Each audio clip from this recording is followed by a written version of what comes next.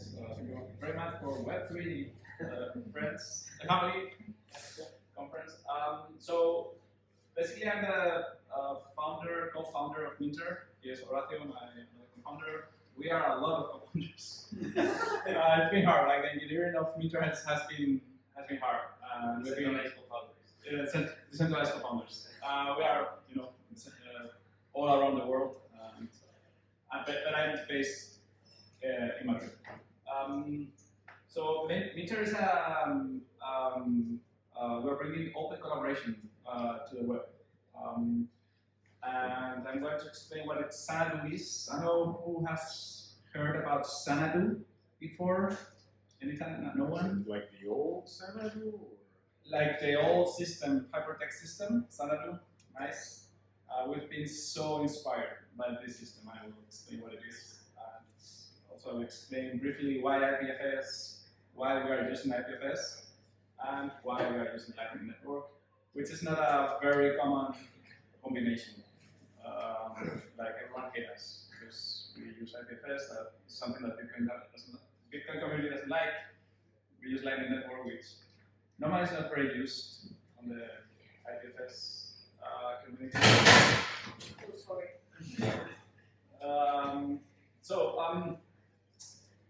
Hypertext is like a forgotten name, hypertext. But hypertext is our medium for thinking and communication. It's the way we have digitally to think and communicate. The web is a hypertext system, and it's so important, like for humanity, for society, for democracies, for deliberation, for connection. It's so important. And when we started all this adventure, I was so surprised that hypertext as a concept is so forgotten, and we are trying to bring it back. So basically, the web is a hypertext system, but we will go through. It has a lot of technical limitations. The web is a hypertext system, and making it open for publishing, so decentralized for publishing. You set up your own web server and you publish content, decentralized, boom. The problem is that it's closed for collaboration. If you want to collaborate, you need to go to a central server, right? That's why. We have all these central platforms, because we need to all go to the same databases to collaborate. And the problem is that society is very complex, it's very dynamic. And we are being organized by central planners. We are organized by central platforms that they are being able to deal with all our society's issues, digital problems like disinformation, addiction, trolling, polarization, mental health, data collection. It's just they are not being able to make the right systems for us. So we need to bring back centralization for cloud. So how did we get here? So we did back to the 1945.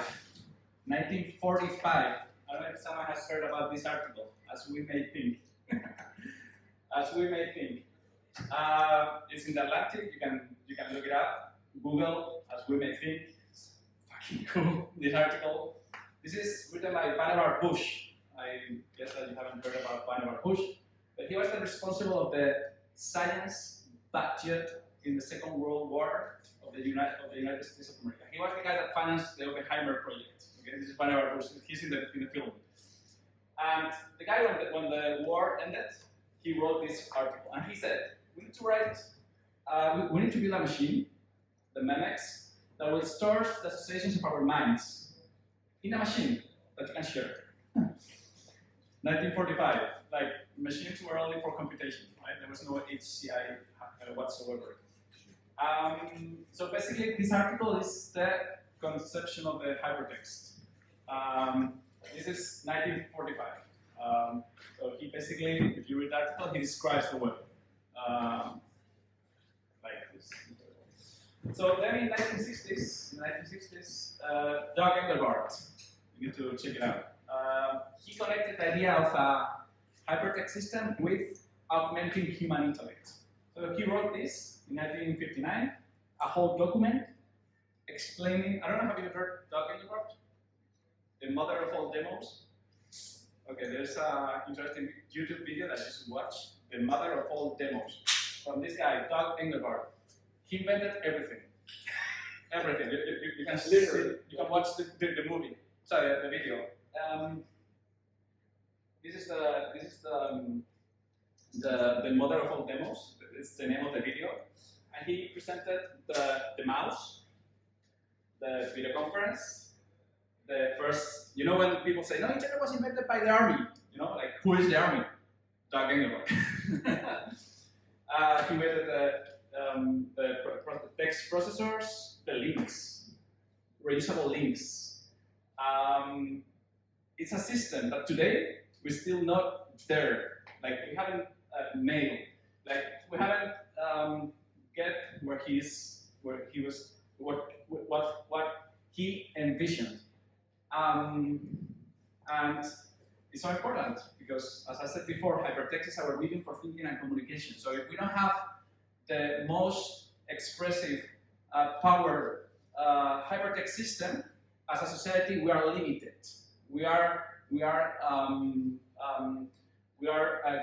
constrained, you know, on our collaboration possibilities as humans. So basically, we have been super inspired, and I recommend everyone to get inspired too, because sometimes with all the Web3 things, I feel that we should get more inspired by augmenting human intellect. You know, like what's the what? You know, what's the mission of all these things, right? And the second system that we are super inspired is by Ted Nelson. That I guess that you know Ted Nelson. So Ted Nelson is the person that actually coined the word hypertext. And he created Xanadu in the 60s. And it was a system with a distributed storage system with bidirectional links. You know, in the web, when you go to a link, you go to somewhere else, but you cannot go back. You don't know, like, the backlinks.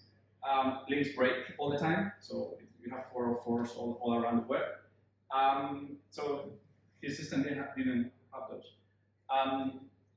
So it had a distributed system, bidirectional links, transfusions that are kind of NFTs. 60s, in the 1960s, they had transfusions that reusability of content, maintaining authorship and royalties. Transfusions. And of course, micropayments. And that's where I micropayments. So it was basically like a copyright system, you know, where all the authorship and the micropayment kept the royalties. And his problem is that he was too visionary. Like, he tried to build a system, you know, in the 60s and the 70s, and he failed. And he has his 70 rules of the system. And I'm not going to go through all that. It's like, I think that where we are going, it's here. Like, where we are going to be in the 30s, in the 2030s, is here. Xanadu server is uniquely and securely identified. Xanadu server can be operated independently in a network. Every user is uniquely and securely identified. User can search, retrieve, create, and store documents. Every document can contain links of any type, including virtual copies to any other document in the system, accessible to its owner.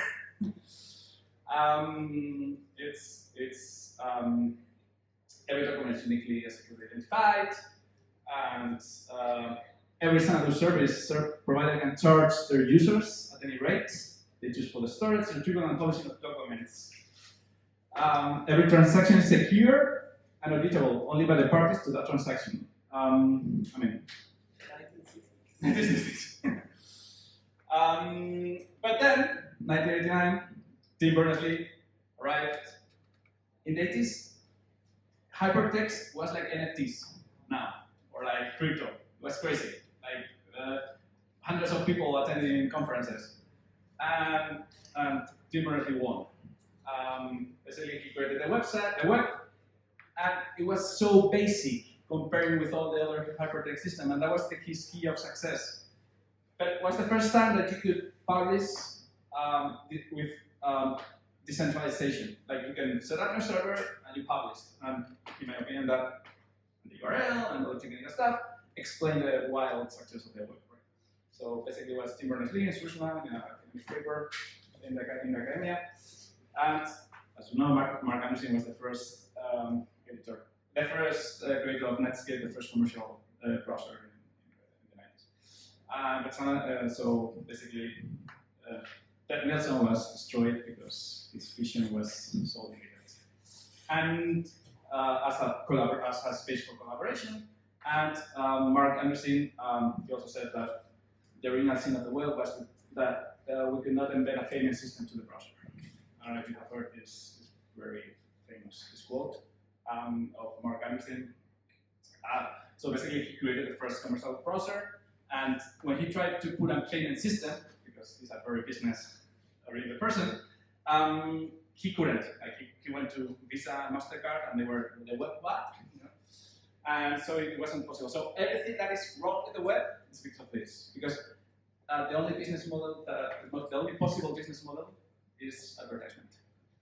And that's the reason. So we need a new hypermedia system that enables open collaboration on the web. With all these new, cool new technologies we have, cryptographic identities. These are the three that we are leveraging more. Cryptographic identities, hyperbases, storage, and micropayment systems. These three, when you read the hypertext literature and they say what is an open hypertext system, these are three of the most, plus the open data schemas, are the three most important concepts that open hypertext systems should have.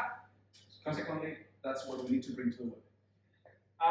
So decentralized identity, basically in our system, which is a decentralized publishing system.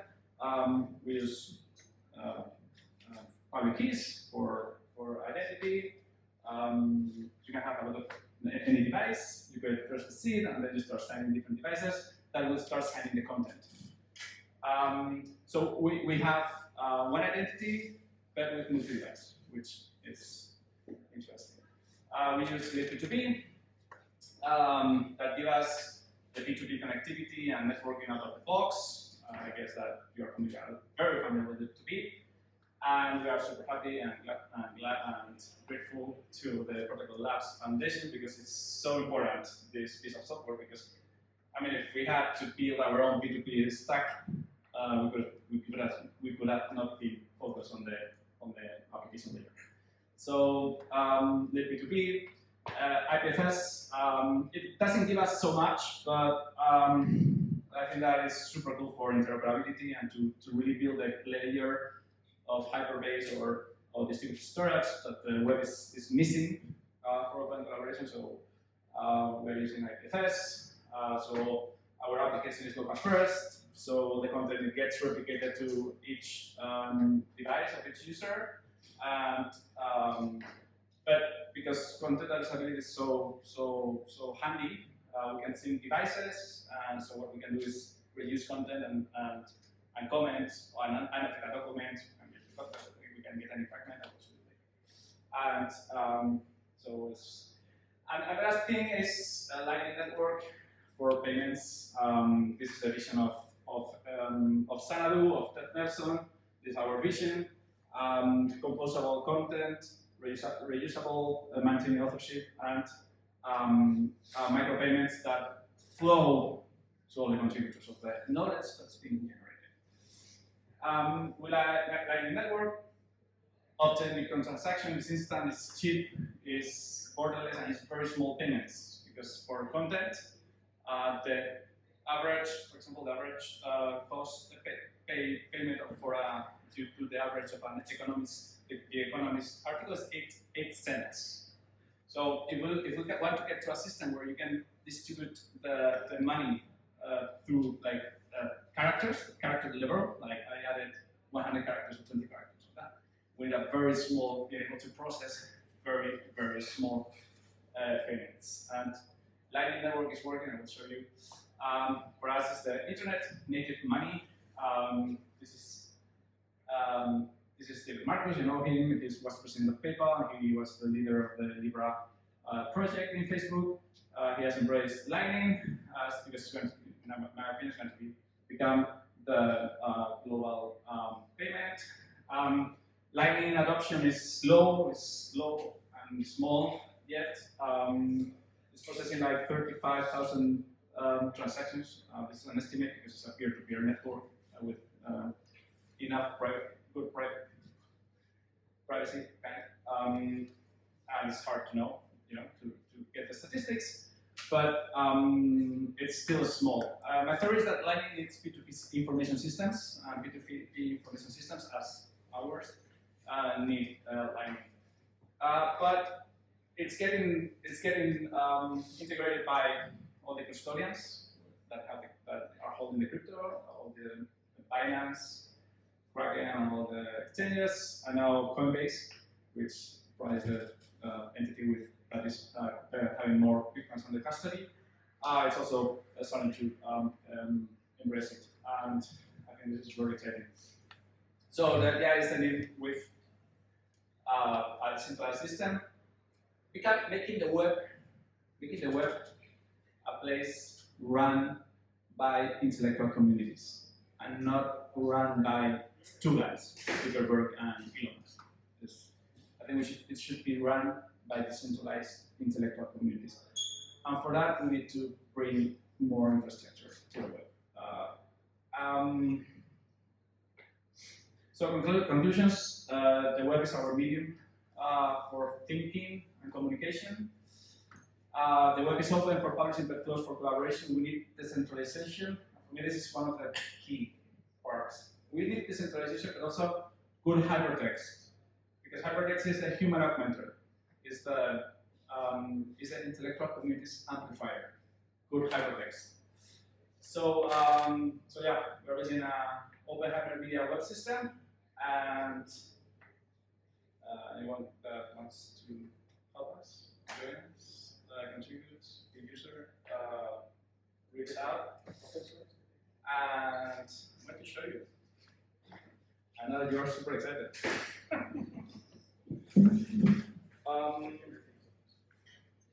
Everything's open source, of course. So basically, Minter right now is a desktop application. It's local first, meaning that there's no central server whatsoever. All the it's peer-to-peer connected. So if we get connected, and anyone downloads the application, we will be connected in a peer-to-peer manner, and we start connecting, syncing our documents. So this is a brand new instance, so I don't have a lot of anything, but you can have your contacts, which basically is a key, an account.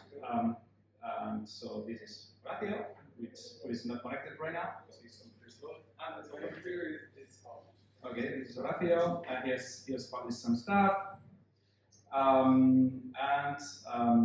This is one of my articles. I can create groups, so I create my couple of friends that right now is only Horacio. Hopefully I will get more friends tonight. And so basically a group is a list of keys that can participate in this repository of documents, and you can start, and I can invite more. And another piece of software is the Minter site, which is .es. Yes, I got the domain .es. And so basically it's also syncing peer-to-peer. So so every time I connected this group to this site, so every time I publish something, it's going to get published to this website. So for example, I can go to this article, which I publish it here, so it's here. Yeah, it is kind of Notion documents, because hierarchical documents is the way we have to transmit knowledge. It's multimedia, which you can add images, you can add video, audio, whatever. And the cool thing is that it's verifiable. So you can verify everyone that's contributed to the document. It's like Git, so it sends changes. So you can verify who is contributing to the document. And also, like, you can reuse content. So for example, I reuse this paragraph from this other document. It is an IPFS CID from Horacio. So I reuse one of these paragraphs in my own document. Another cool thing is that you can navigate the versions of the document. So you can say, oh, first, the document was like that. Oops. Demo. Yeah.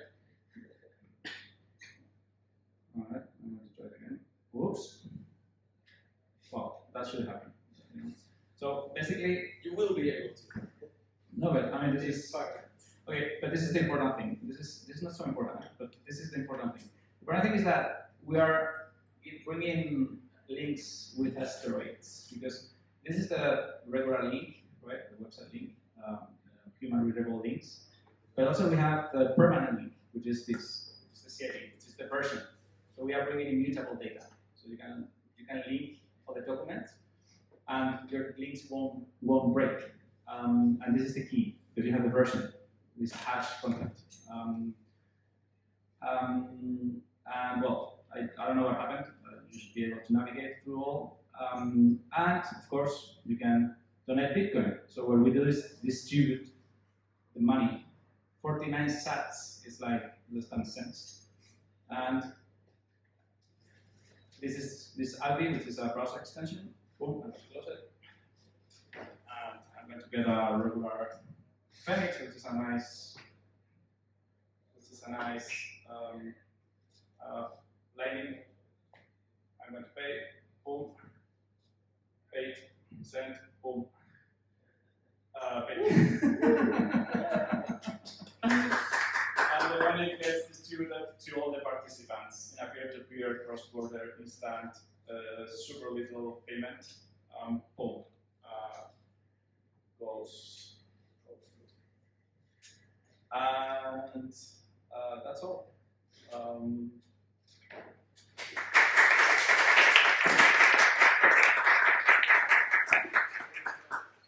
Time for questions. I have many, but You can go, yeah, go ahead. yeah. Okay. I'll start with one, and then probably you can rotate and then right. So the first question that I have is not technical, unlike the other ones, but more on the probably philosophical side. Since this is going to be a platform for well, hypertext, how do you envision moderation in such a platform? So in terms of moderation, we were in the beginning super inspired by Secure Scatterboard. I don't know if you have heard about this social network. That basically, once there is no central planner, so that once you put away Elon Musk and any central database, once you are interacting peer-to-peer, peer-to-peer is interestingly human. So, for example, I'm here, right? I don't need anyone to moderate me. I mean, where's the moderator here? You know? If you say something rude, maybe I go away, or I don't want to talk to you, so I start talking to another person. We don't need moderation in our real lives, right? So. Ideally, we do. If somebody here starts being a dick, the organizer will throw him out. Well, but that would be self-moderation, right? I don't think the whole team is going to throw him out. The organizer is going to say this person needs to go. Well, but you chose to be here when that dick is also, so you can. There's nothing preventing you to go out. Sure, but that's a completely different thing. What you're saying is that we don't need moderation in real life, and moderation in real life happens all the time. So for example, you go to a bar, right? Is there a moderator there? And you get to the bar owner and the bouncer, both that, and the guy with the baseball bat behind the bar. Those are moderators. Really? Yes. Moderators. So to go to I don't know, like the bar can But the bar is also here. it's like in this system, like a site. I can invite anyone to be part of the site. I can collaborate in the site, but I'm the one controlling that site, and that's a peer. It's just one peer. However, we have the concept of groups. Yeah, We believe that the knowledge is organized with cohesive group of interests, and those groups are managed by what we call technically a knowledge manager, and that's the person that is going to be the kind of the curator in those groups, right? That maybe is more related to what your question, and that person has a list of keys. And that person can expel or bring, because we believe that discussions needs like a curation, right? So, for example, we're going to talk about climate change. So these are the rules of the conversation. So there's the owner that can basically delete backlinks or not, right? In that conversation. But the thing is that it's a decentralized system. So the guy might be muting people, but if there's a moderator that mutes you, and still we're connected to you, and I like you, I'm going to still see your information. So that's where I'm saying that it's very human, because like peer to peer, because I can always block you if I want. Me personally, I can block you.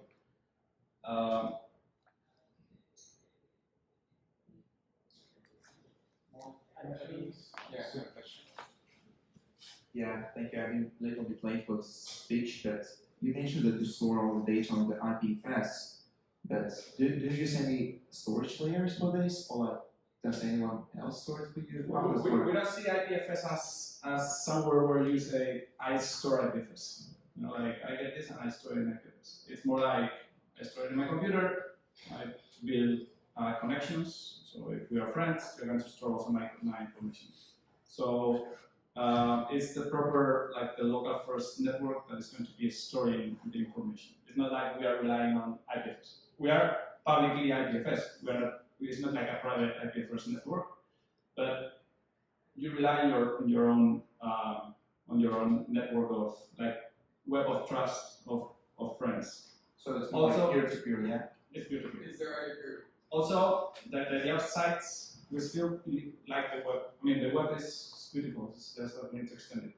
And we still live on the web servers. So the idea is that normally this group organizer or knowledge, like the group organizer, will be incentivized to set up their own server. So those servers are going to be online always, and probably they are going to be a strong like storage peers on the system. And they would have their own domain. Correct. They have their own. You can set your own domain, or you can stay silent and peer-to-peer only. You can also create groups that doesn't have any domain. So groups are also peer-to-peer. But we Yeah. are incentivizing domains. Mm-hmm. We believe on domains. Like we agree with the view of USKI of incentivizing domains because it's your authority. We are very focused on the publishing. Publishing is like you have your authority, and that's your domain. Right? Authority is domain, and so yeah, so it's a good. When you share a resource, still like the web URLs are nice. So you have the domain. Just short question as follow-up. So the group managers, the host organizer will manage the domain. What would stop him to force the data or to change force the data or change the article, something? Because verifiable. There's no way that you can change. So there's no This contract is designed. Is designed. signature. It's designed. And it's content resolved. So if the owner changes the document, it will be visible. Okay. There's no way that it's not going to be. So anyone can change the document, but it's like Git. So you have changes. So if someone changes something, you're going to say, okay, this other key has changed this. Got it. So you can verify who has done what. Thank you. Obviously, that's centralized. I'm decentralized. So, okay, first of all, thanks for building this. I do think that we need a lot of more peer-to-peer consensual publishing. I'm saying this because I suspect that I'm going to come down this like a sack of bricks when we discuss it in detail. Mostly because when I mean, you mentioned the market recent quote that you said that the only business models in the web is to advertise, and that's not true. I mean, I'm old enough to remember when you had to pay for stuff online and for sites. It's just people don't like paying for things. So that right there is a friction factor. So keep that in mind. And which brings me to the first question that I was curious about. Did you go with Bitcoin for Lightning for ideological reasons? No. So why not pick another fast payment method based on, say, USDC or something that's more understandable for users? So basically, I think that people like to pay for things when those things give them value, like brings them value. We can see that, for example, Netflix. It's a 200 billion company, and you can see anything. I pay Netflix. I think a lot. But I also have Streamio, which is free, and I end up using Netflix with it. Arguably, people pay Netflix for convenience and for exclusive content because it's easier than pirating. In the same way that people pay for Apple Music because it was easier than pirating music. You may want to, given that this is an issue of convenience, not to get into it, but you may want to look into a startup called Scroll. And it was out of New York. I think the founder was called Tony Hale. Basically, they had a way to basically subscription. It's kind of like it was a subscription service where you pay, I don't know, $5 a month or what have you, and with the participating publishers, the amount that you pay got distributed to those publishers. Yeah. So basically, effectively, the money would be getting distributed to the sites that you actually found likable, because websites that you visit more often. And I don't think it went very far, and ended up getting acquired by Twitter in 2021 and shelved or something. So you may want to look into how that went. Yeah, I've seen it. For me, I don't know. We have a strong vision here with this, and we see future with micropayments. Being when they are internet native, programmable money, you are able to create beautiful experiences that we will make it so convenient. I don't know when, in 2 years, 4 years, or 10 years, but it's going to be so convenient that I hope it's going to happen the same thing as with Spotify or Netflix. People are going to prefer to do that than not to do that. But I mean, this is what. So a scroll, I don't think it was super convenient. You know, I don't. I got a quick point. So anybody else? And USDC, I have to check. You know, I have to check. Normally I don't like to build systems that depend on someone else. You know, like someone else. And like the web, when you start building a website, you don't depend on anyone. Right? It's like you don't depend on anyone. You just build it. I have the same feeling with Lightning. I don't need to ask permission to anyone. I don't need to we just build, and we don't depend on an authority of any kind. You know.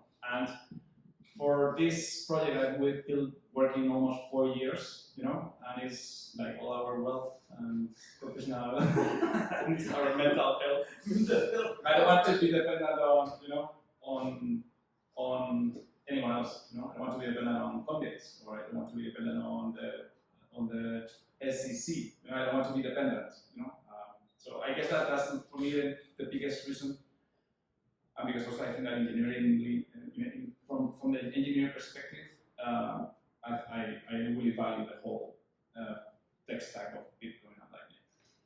The other thing is that what is the smallest amount that you can send on USDC? 90 cents. If you're doing 1 Solana. cent. Absolutely. Look, if you use Solana, for instance, the transaction cost is like $0.00005, something like that. The transaction cost.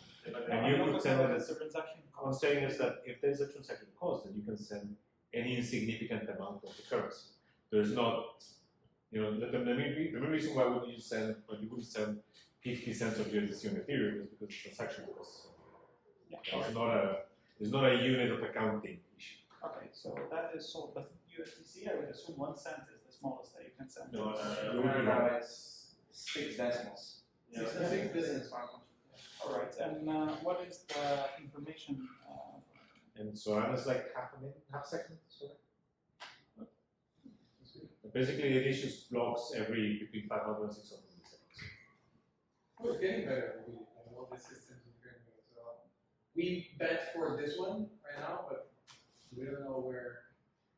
And actually, if you want the dollar as the unique account and you want to be permissionless, then in theory, XDAI is kind of like there, but I don't know how much adoption that has. I haven't really looked into also. XDAI is permissions as well. That's permission. That's permission. Okay, so never mind that then. You had a question. Well, it's just related actually to this. I just want to hear a bit more about your thinking on micropayments, because I used to be very excited about micropayments. And then I read some research, I saw some people speaking about it, and I was thinking about it a bit more, and I just suddenly realized, hang on a minute, is it actually just a technical issue, or is it a psychological issue as to... I told that there is this paper from a guy called Nick Savo. Yeah. He says that the problem with micropayments is that the micropayment transaction, the mental cost of deciding if you are going to buy something is higher than the micropayment itself.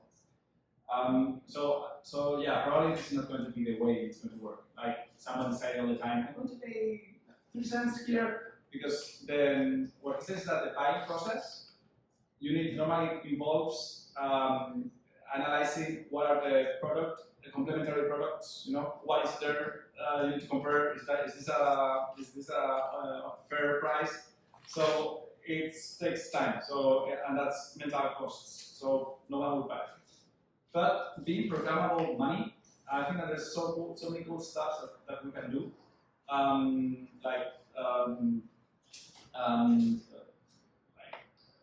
maybe you have a subscription and the publisher, it has a lot of editors, you pay and then the money streams.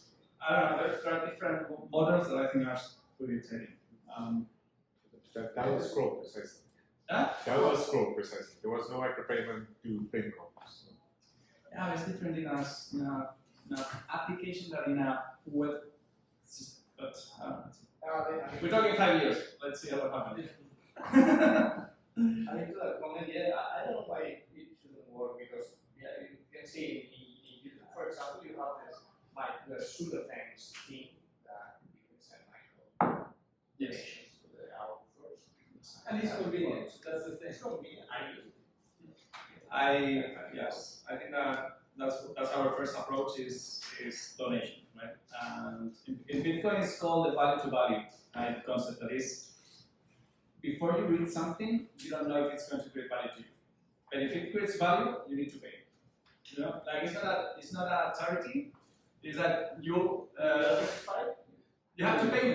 You owe me, that money because I created you value. Yeah, that would be nice. Let's see how we don't have answers here. Well, we have more questions, right? Or is there any other questions?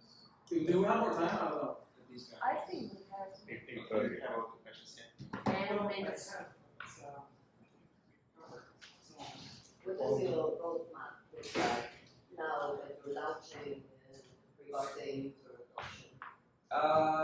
So I guess that Relax. relax. No, so We're gonna start doing really real tests with real users starting in October. We need to try different things. We need to try it ourselves.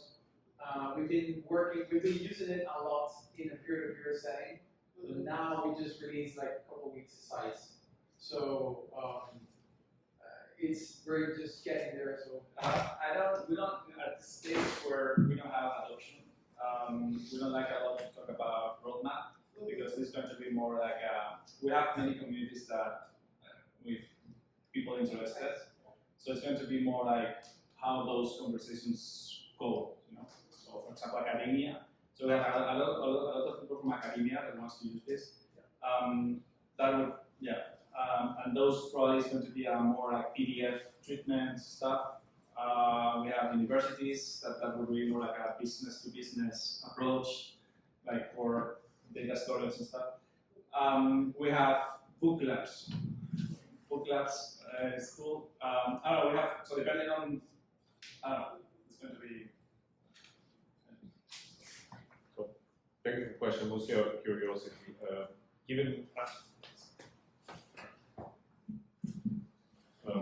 Mostly out of curiosity, given that this is backed by IPFS with the storage, and that you mentioned that you have the expectation that people in the peer network will never replicate the data.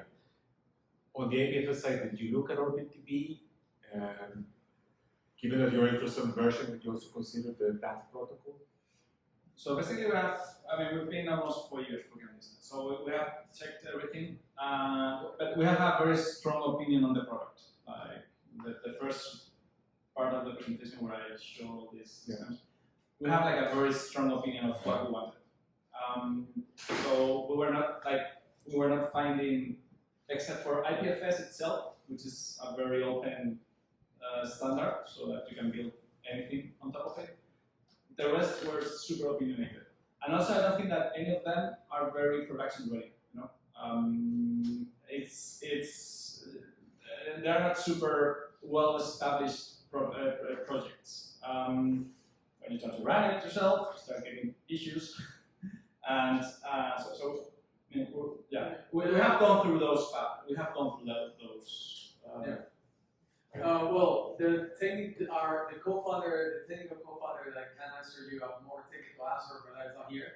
But essentially, we've seen all these systems and the issues the constraints that our system or our beliefs needs, especially in those cases where multi-device was really hard to get around that, and also like local first and multi-device, that combination is pretty weird in those systems. That's one of the main reasons that I remember that he ditched, or they say, okay, this is not going to be malleable enough for us.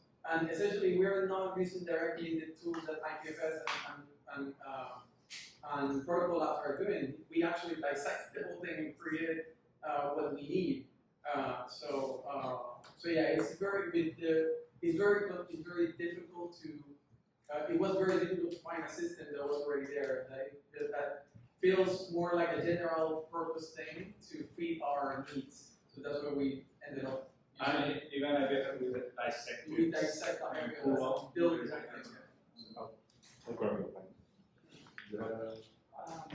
No, I don't think. I have a short question. Yeah, so am I correct that you don't have any users yet?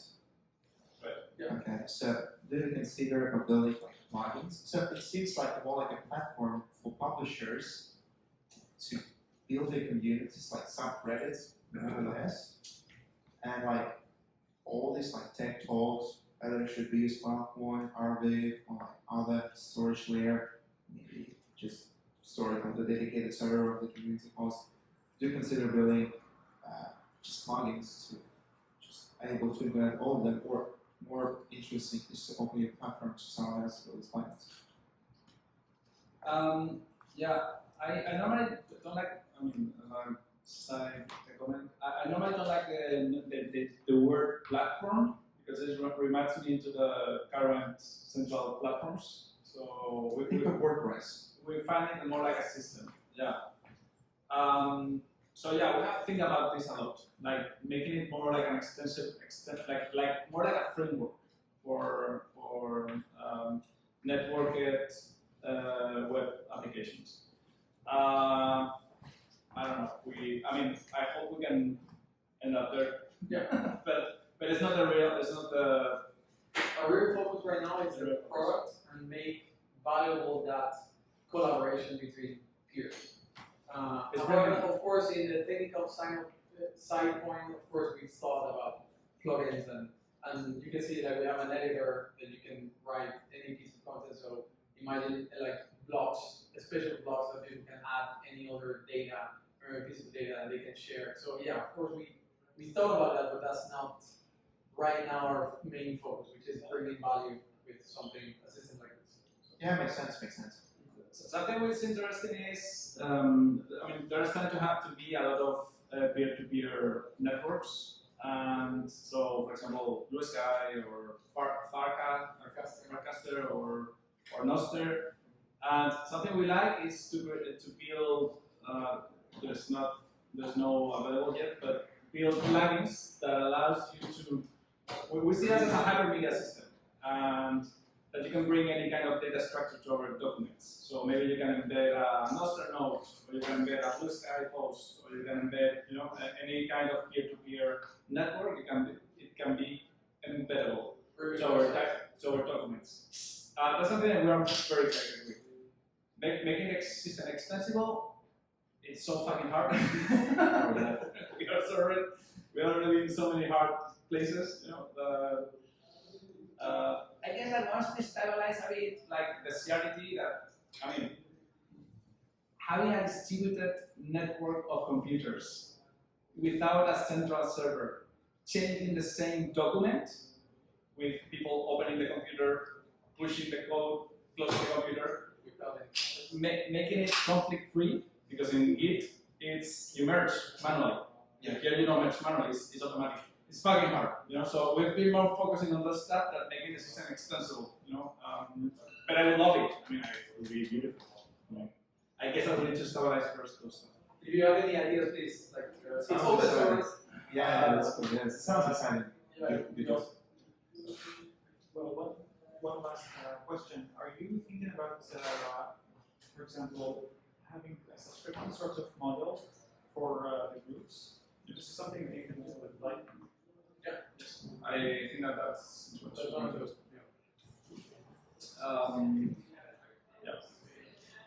Groups is going to be our way for adoption. We believe a lot on the connection and the cohesive groups for fighting, for collaboration, for being effective collaboration, and to deal with information overload. When you are connected with the people that share your same expertise, every piece of information you get from it is very valuable. So you don't need to be scrolling, as we are all the time scrolling. But if you already have that idea, how are you going to implement, a paid subscription or a paid subscription to a group? Well, because, I'm trying to address what we know is that it's going to be open. It's going to be open source. The actual implementation, we don't know yet. It's on the start.